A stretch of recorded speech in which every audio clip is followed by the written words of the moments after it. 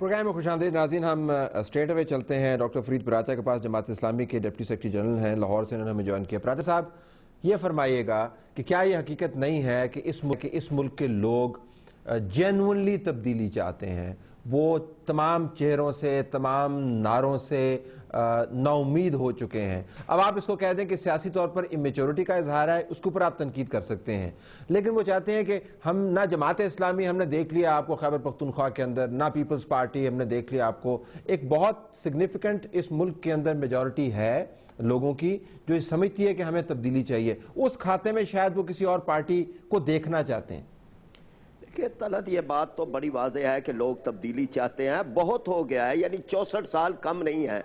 लोगों की खुशियां छीनी गई हैं, गुर्बतों में मुब्तला किया गया, आम आदमी से उसके जीने का हक छीन लिया गया, उनके चूल्हे सर्द कर दिए गए, उनसे रोजगार, उनके मुंह के बच्चों के मुंह से नवाले छीन लिए गए। यहाँ तालीम जो है वो भी अमीरों के लिए है, गरीबों के लिए नहीं है। सेहत, इलाज, कोई भी चीज नहीं है। गरीब के लिए तो पीने का साफ पानी भी मुयसर नहीं है। ऐसी हालत के अंदर जमात इस्लामी जो है उसके बारे में आपने कहा जी कि उन्हें भी देख लिया। जमात इस्लामी को लोगों ने देखा है कराची के अंदर, जहां हमें एक मुकम्मल इख्तिदार मिला है कि जहां पर हमारे लोगों ने गुड गवर्नेंस का मुजाहरा किया कि वहां पर अब्दुस्तार अफगानी भी मेयर रहे, नेमतुल्लाह खान भी मेयर रहे। तो नहीं डिस्कस हो रहा, तो हमने तो अपना एक पूरा किरदार अदा किया और लोगों को बताया कि ये है गुड गवर्नेंस, करप्शन फ्री सियासत ये है।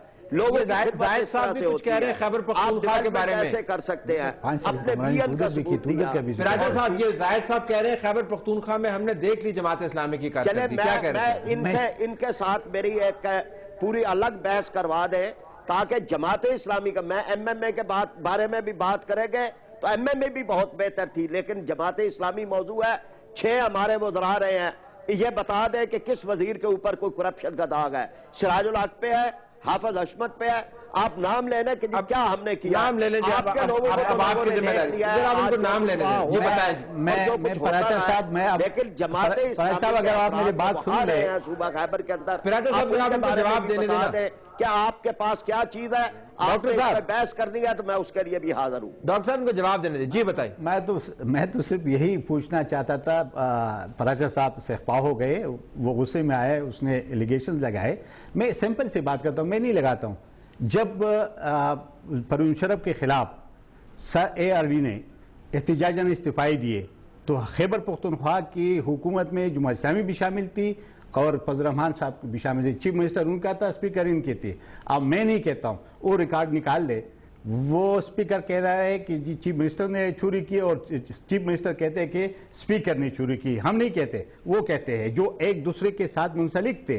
अब हम ये नहीं कहते, हम किसी पे इल्जाम लगाना नहीं चाहते। हमने तो ये कहा कि उस 5 साल के कारकर्दगी, अगर आप जिस तरीके से आपने कहा कि एक मेयर की बात करते हो कराची की, तो 5 साल की कारकर्दगी भी बताओ दूं कि क्या क्या है। लेकिन ये कि अगर मैं तो सिर्फ सिंपल से ये बात करना चाहता था, पराचा साहब सहपा हो गए, वो तो करप्शन के आगे चले गए।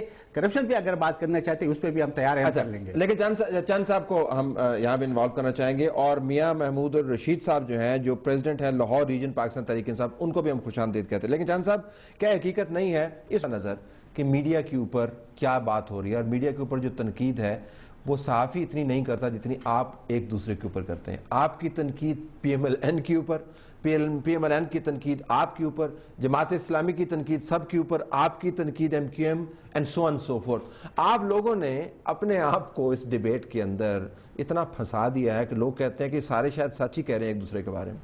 हाँ देखिए, ये बिल्कुल एक गलत ट्रेंड चला है। मीडिया की आज़ादी के साथ साथ हर चीज़ को कोई पॉजिटिव पहलू होते हैं, कोई नेगेटिव। ये नेगेटिव पहलू एक आया है। देखिए बहुत सारी चीज़ों में अब पार्लियामेंट के अंदर या पॉलिटिशियन में ओवरऑल मेच्योरिटी आई, लेकिन मीडिया के ऊपर हम जो आपके एक दूसरे के गिरबान पकड़ते हैं, ये गलत मैसेज आता है। पार्लियामान के अंदर नहीं करते हैं, नहीं पार्लियामान के अंदर नहीं होता है। पार्लियामान की चले पार्लियामान से बाहर निकल पार्लियामान के बाहर होता है, और ये नहीं होना चाहिए। और इसमें लेकिन एक चीज़ और भी है ना भाई, नथिंग इज इक्वल। सारे लोग एक जैसे नहीं होते, और सारे पार्टियों में सारे लोग करप्ट भी नहीं होते।